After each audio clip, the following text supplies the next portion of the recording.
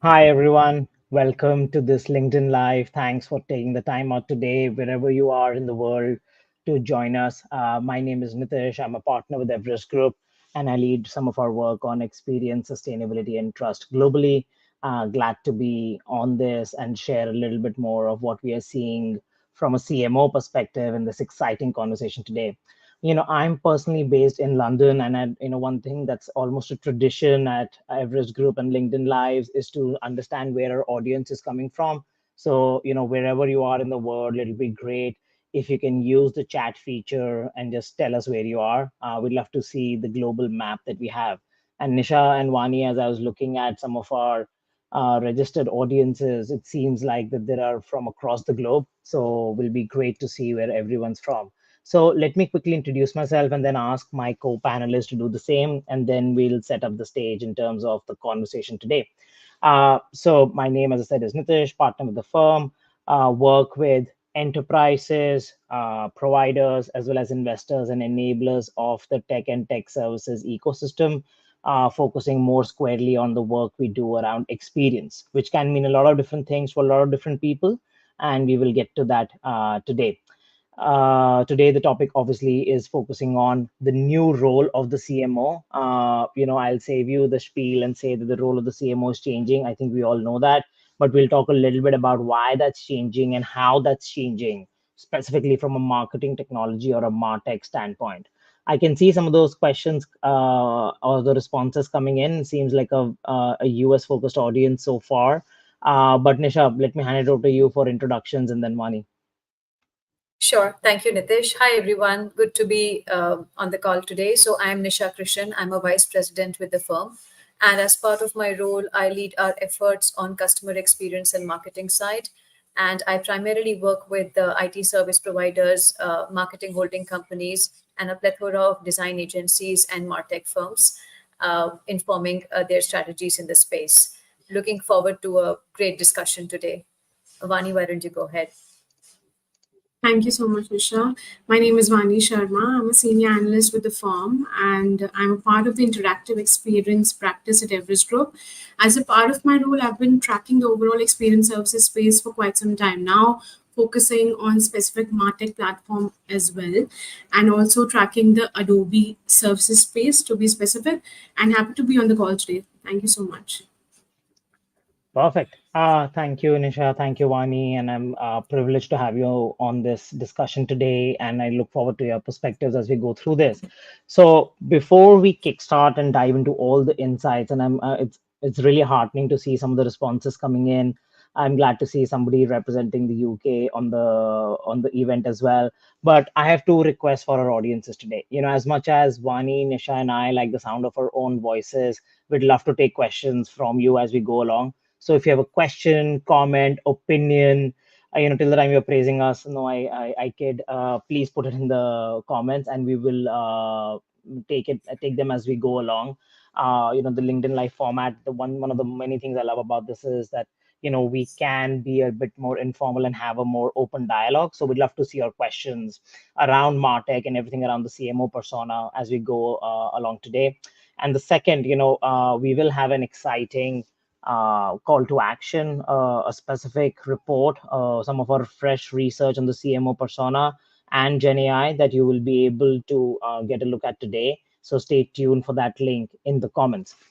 Now, with that, let me set the stage. We've done a few of these discussions and sessions around the CMO and the role of the CMO. Today, we wanted to focus more on the MarTech landscape, as I said. And the reason is simply that the role of the CMO, just like a lot of the other C-suite officers, is changing. We believe it's changing and moving from a traditional brand and advertising focused role, which had its own set of KPIs and OKRs. It's moving to a more strategic business partner role, where, for instance, instead of focusing solely on their mandate on advertising, brand, and promotions, they're expected to drive revenue growth. They're expected to enhance customer experience. And moreover, they're expected to align the marketing efforts with the overall business objectives. This is what the North Star is quickly moving to. This also means that the nature of the role and sometimes the name of the role is changing. We're seeing some CMOs evolve into chief sales officer, chief customer officers. I'm sure we have an evolution of that.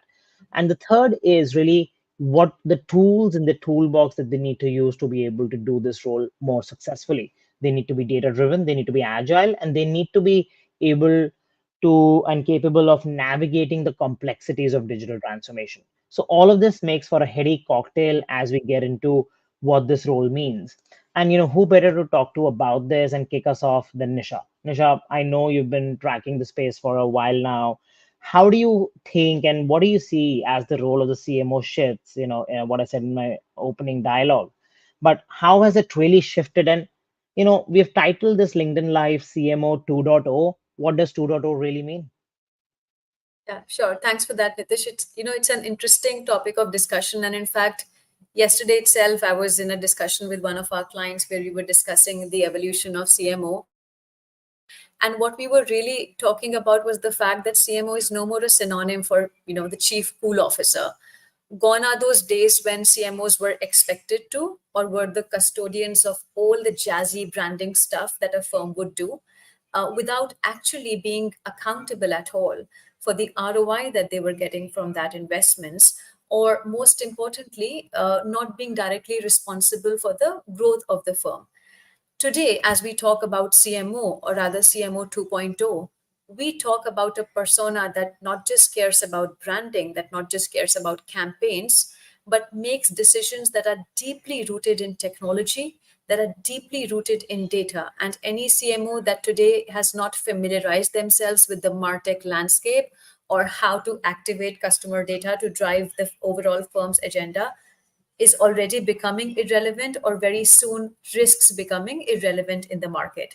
So, as you said, Nitish, right, the CMO of today is expected to wear multiple hats.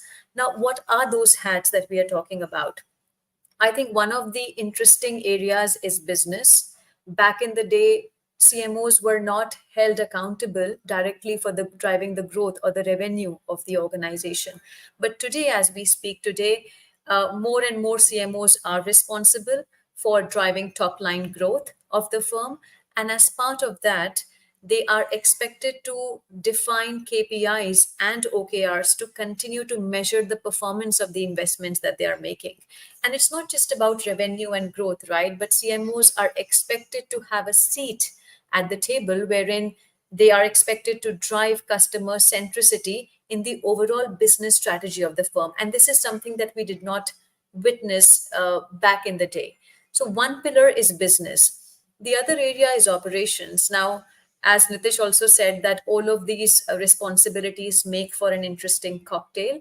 And none of this can be done if CMOs or the CMO organization works in isolation. So, one of the areas that they are expected to actively drive in the enterprise is strong collaboration with other C-suite executives, and sometimes that might include CIO, that might include CFO, that might also include the CEOs of the firm. So, collaboration, driving the talent strategy, formulating agile ways of working in this macroeconomic situations, and coming up with governance frameworks in order to inform the firm's strategy when it comes to emerging technologies. So that's around business, that's around operations. And the third extremely important pillar is technology. And we all know that today no discussion is complete unless we talk about AI and generative AI. And these technologies have tremendous impact on marketing as a function. So CMOs are increasingly expected to not just understand the MarTech landscape and platforms and tools, but they are also expected to keep themselves up to date when it comes to latest technologies which are coming in the market and how these technologies can be harnessed in order to drive growth within the organization. So that's what CMO 2.0 of today means. CMO 2.0 of today means that they are harnessing technology, they are actively collaborating within the organizations in order to be an active contributor to the overall growth of the organization. And in fact, Nitish, you would remember, right, some of the interactions we have been having with CMOs lately. We are coming across personas where CMOs are increasingly coming from a more tech or data background, which was earlier not the case. In fact, in one of our conversations, we were talking to a CMO who was solely responsible for e-commerce operations within their organizations. I mean, who would have thought that the entire e-commerce operations would also fall under that persona? Now, having defined CMO 2.0 and what are the areas that they really care about, Vani, one of the things that's becoming important is while we talk about this persona, we've also been discussing a lot about some of the challenges that CMOs are facing. In your conversations, what do you think are some of the top challenges, and how are they trying to circumvent those? Absolutely, Nisha. So, with the CMOs actually spending 25 to 30% of their marketing budgets on MarTech platforms, the road to success in this space is surely not a cakewalk. And when it comes to pinpointing at some of the major issues, marketers are essentially facing three major challenges. And first one, of course, and the biggest one is ROI uncertainty. So are these tools really worth the money, right? With an average of close to 50 martech tools that an enterprise IT estate has currently, the main question is essentially becoming about the ROI. The other two challenges which we are primarily seeing is with respect to complexity overload in terms of choosing and setting up the right tools and navigating this entire maze of plethora of tools that exist. And the third challenge is of course related to the skill shortages. So once you have the platforms, the tools, who's actually going to run them? Do we actually have people with the specific skill sets who can run these platforms? Now, having said that, with ROI becoming the biggest elephant in the room, every CMO's question nowadays is about how can we actually measure the bang we're getting for our buck. Well, when we look at that, there is a 3A framework that comes into picture, which is align, attribute, and adapt. And first things first, right? What is your goal over here? So aligning your business goals with the ROI KPIs is something which takes the center stage.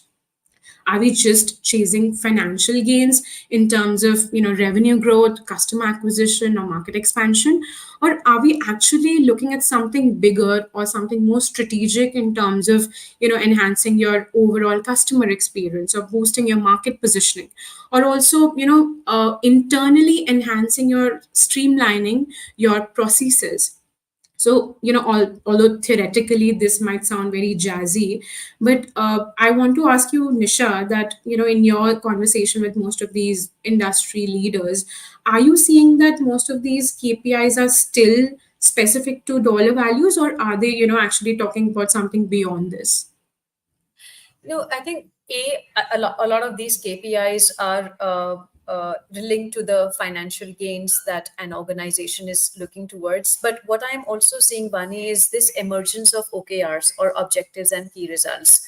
And these Right. OKRs are not just simple KPIs or metrics that CMOs back in the day used to track, but these OKRs actually cut across many, many areas. For example, there are OKRs around demand generation. And within demand generation, some of the key results that an organization expects this CMO to drive might be to do with, hey, by the way, increase the inbound sales from value X to value Y.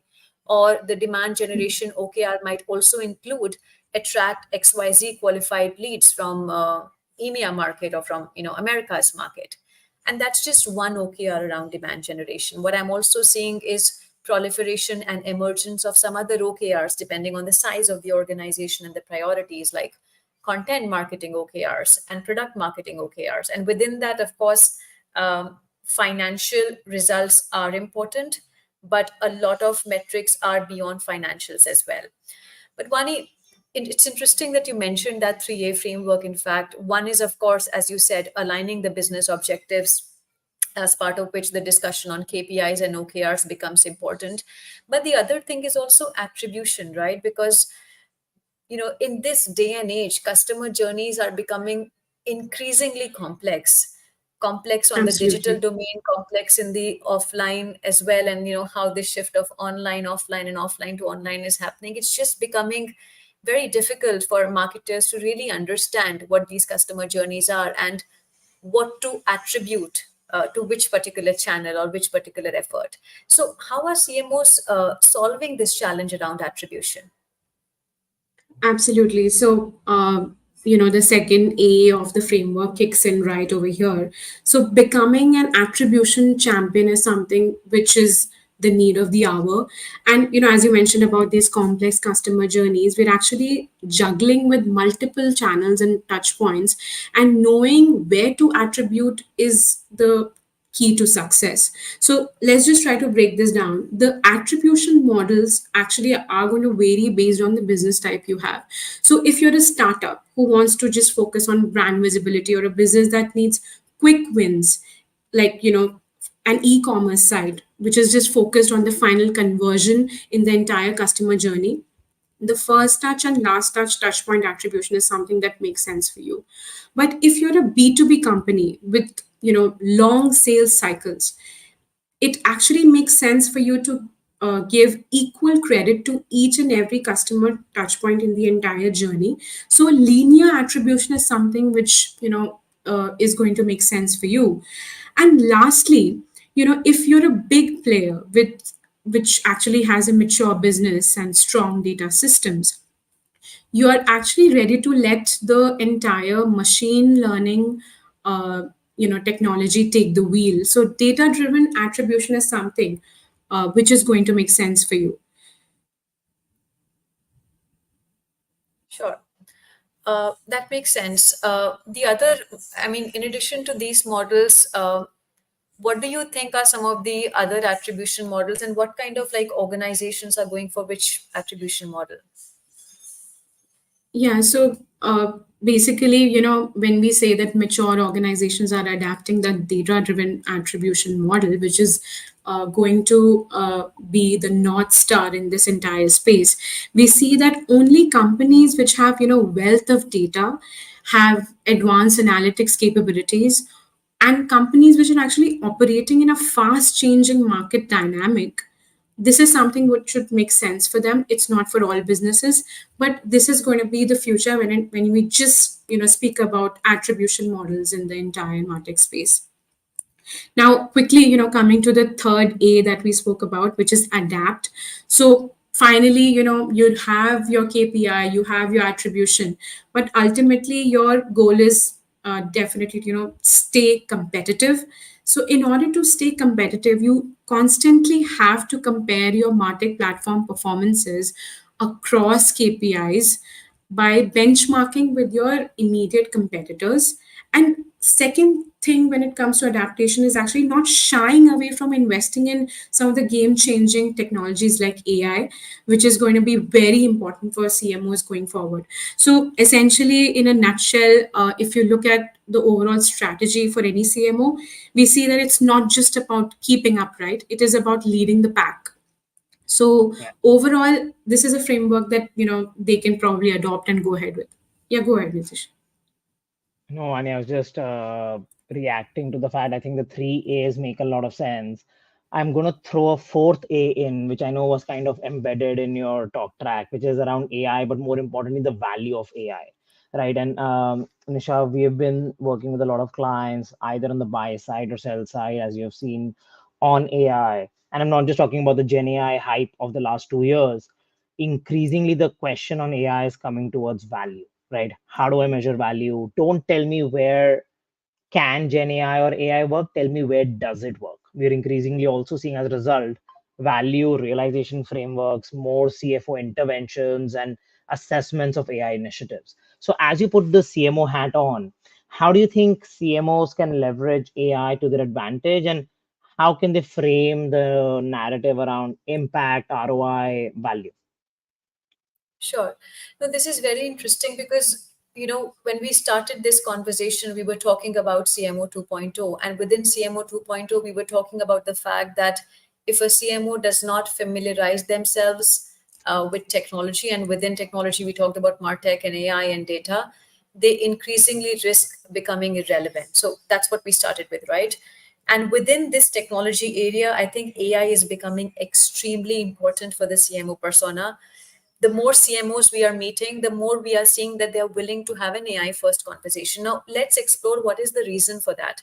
Now, in this macroeconomic scenario where CMOs are being increasingly accountable for every dollar investment that they are making, they're not carrying out massive marketing transformation. They are not adding another 10, 20 MarTech platforms into their ecosystem right now. And I think in the very near future, the focus is about getting the maximum ROI from their current investments. And when you talk about maximum ROI from current investments, AI just makes a very compelling case in this situation, because the entire proposition of AI in the experience and marketing space is anchored around efficiency, is anchored around effectiveness, and increasingly it is anchored around productivity as well. So, back in the day when at least I was doing my MBA and we used to talk about marketing, we would always talk about, hey, these are the 5 P's of marketing. But today, when we talk about application of AI to marketing, we also have the new 5 P's of AI for marketing, which are about the first P being planning. So, what AI is doing is that it is helping CMOs to plan their spend better, to plan the channels in which they want to make their investments better, to do better segmentation of the audience, to plan the demographics better. With the advent of generative AI and its applications in the creative domain, and plethora of solutions that are available today with Adobe Firefly, Stable Diffusion, Midjourney, you name it, and it's there. Uh, it is helping the marketing organizations to produce content at scale in order to power this entire personal real-time personalization at scale agenda. So planning, producing, and personalizing, which is related to producing, but it has more application with respect to content generation, but goes beyond content generation as well, right? With the advent of chatbots, with the advent of virtual assistants, it is now possible to do a one-on-one customer service to your target audience without massive investments in contact center operations. So plan, produce, personalize. It is helping a lot with the overall promotions that a marketer is responsible for, with respect to running email campaigns that are more effective, with respect to automating the processes pertaining to the posts that need to be made across channels, etc. And last but not the least is penetrate, because you can do all of that, but unless you have a continuous cycle that tells you whether the investments that you're making are worth it or not, you cannot kind of win in the market. So with respect to penetrate, there are specific AI tools which are helping you do sentiment analysis, which are helping you optimize spend, etc. Now, as I talked about these 5 P's of AI for marketing, I don't want this audience to fall into the trap that, oh, I'm painting a very optimistic picture of AI and AI is the panacea for all the ills that our society or CMOs face today. Um, it's not. There are problems with the AI, there are problems with generative AI, there are questions on ROI. And what CMOs are doing is that they are willing to have an AI first conversation because they're interested in the efficiency, the effectiveness, and the productivity gains. But they're taking a more guarded approach given the regulatory environment and the fact that they need more proof points in order to adopt some of these technologies at scale. So that's the thing about the application of AI in the for CMOs. Now, Nitish, the other thing that we were talking about CMO 2.0, right? We touched upon technology, we touched upon AI, but it's this persona has to wear multiple hats and drive a lot of initiatives within the organization. And when we started the conversation, we said that this cannot be done in isolation. This has to be done with collaboration with some of the other business leaders or C-suite executives. So in your conversations, what are you seeing? What kind of collaborations are CMOs driving? Yeah, I think it's a great point. And in some ways, if I reflect on my opening comments, I think, the fundamental role of CMOs changing that we spoke about is not just about their remit or their mandate, but also it's resulting in things such as what's the role even called, from moving from chief marketing officer to we've seen organizations evolve them into chief product and marketing officers. We've seen them evolve into chief customer officers, chief sales officers, chief growth officers. But to me, if I really think about what's happening, within the role of the CMO within the context of the CXO in today's modern brand, I believe the role of the CMO simply has to be the voice of the customer in the C-suite. They need to be the chief customer advocate in some ways, or the chief customer whisperer. And that is directly impacting how they are, or how they have to liaise across the organization. But B, how the language that they need to use, which can't be siloed, it has to be the language of other functions. And you have a couple of examples on the screens to illustrate that. So let's take up a few, right? So if you think of how the CMO might work with the IT or the tech organization, we have seen this classic scenario where the CMO almost has their own renegade or independent technology stack, and IT is almost an afterthought. We're seeing that change quickly because guess what? IT doesn't like is shadow IT, and this is on steroids. So the role of the CMO talking to the IT organization, taking them along, and vice versa, needs to be taken into consideration. Doesn't mean the CMO organization doesn't have their own independence. They should choose their own MarTech and AdTech stack. They also need to do it while being judicious, while being secure, and not adding to the tech sprawl. Similarly, we spoke a little bit about the value of AI, and the CFOs are getting more involved. And the role of the CFO is always to make sure that yes, there is financial prudence, but more importantly, are we doing something which can also help improve the way we spend? There might be other things happening in other parts of the organization that the CFO organization might be privy to. So how do you communicate the economic value of your marketing strategy? And then lastly is the CEO. We've seen CMOs in some cases evolve to a CEO role, but what it again means, and maybe this is more true in B2C organizations, but I think applies to B2B or B2B2C as well, is if the CMO OKRs that we spoke about today are not aligned to the organization's North Star, there will always be a disconnect. So the important thing in some ways is, one, the CMOs need to talk the language of other business units. Second, they need to be the chief custodian of the customer experience feedback, the customer journey within the C suite. And C, they need to also understand where does the handoff occur and where does it not. So where is their orchestration layer and where do they own some of these initiatives? And so we're seeing an increasing amount of dialogue, which is changing the nature of the role. Now, if you really think about one of the roles we spoke about, a chief customer officer, this is again, kind of a continuation of that. So, this is really the home stretch of our discussion today. I think we've had a great conversation. At this point, I want to make a plug again for questions. We have some pre-submitted questions that we'll now get to. But if our audience has questions, please let us know, and then we're more than happy to respond. And then shortly, we'll also share a link for you to access our latest advice and research in this domain. So, Nisha and Mani, we've had a great conversation. Let me do the fun part of the job today, which is I'm going to ask each of you to summarize in one line what would your advice to for a CMO looking to be a CMO 2.0. Let's assume they aren't there already, but what would your advice in one line for a CMO to be a CMO 2.0 be? Um, Maybe Nisha, I'll start with you. Yeah, yeah, no, that's a fair question, Ritesh. I think, see, there are a couple of things. We talked a lot about data, we talked about AI, we talked about tech.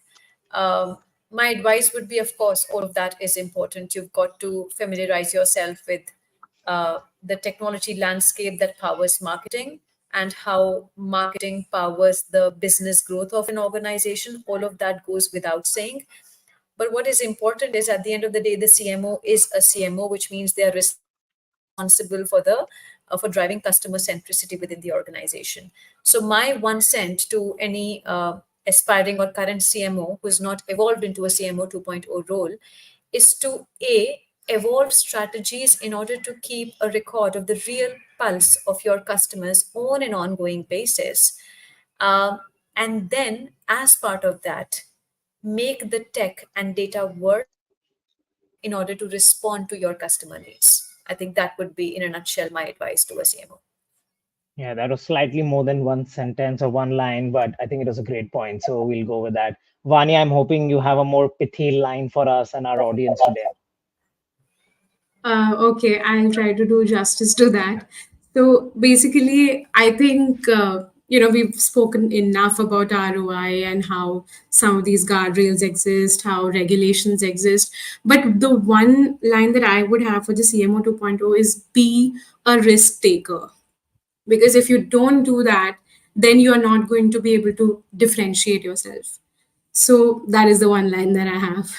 Yeah, no, it's a good one line. And I remember one of the frameworks we had, and we discussed this with the client organization where we said, you almost need to be a renegade or a rebel CMO, which maybe doesn't give away the full essence of what we mean, but I think risk is definitely a core part of that. So I think this has been a great conversation. I think we'll shortly have a link in the chat for you to access our research. And, this is really about the CMO 2.0 that we spoke about, but how can they be the AI powered marketing maestro and growth orchestrator? Please use the link in the chat and you'll get access to this. Our teams are also happy to speak to you if needed as a follow up. So, with this, let me take up a few of the pre submitted questions, and Nisha, I'll start with you. I think this one is maybe more within your wheelhouse. You know, one of the biggest conversations that you often unites, I almost say it's a bit like therapy, but for the CMO and the CIO, is the tech sprawl. There are more than 10,000 martech and ad tech platforms. Everybody has a point solution that they like. The CIO at the same time is struggling with a lot of SaaS solutions in their tech landscape, and sometimes they need to marry that with the CMO organization. So, the question that we have is really around, what's your advice to marketing organizations and IT organizations who are struggling with this tech sprawl? How can they go about unwiring this mess? How can they make get better value from their martech investments as they go ahead? Sure.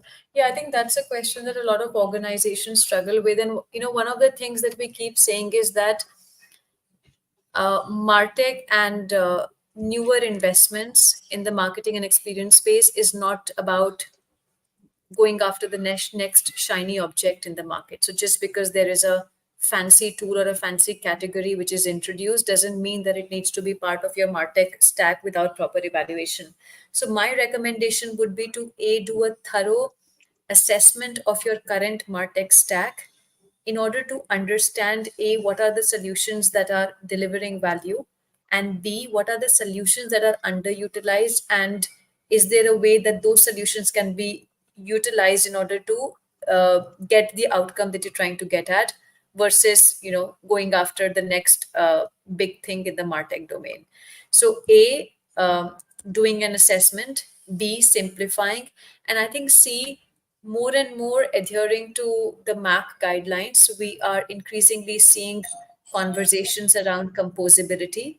While it is more true in the commerce space, but a lot of organizations have started to ask questions around composability in the MarTech space.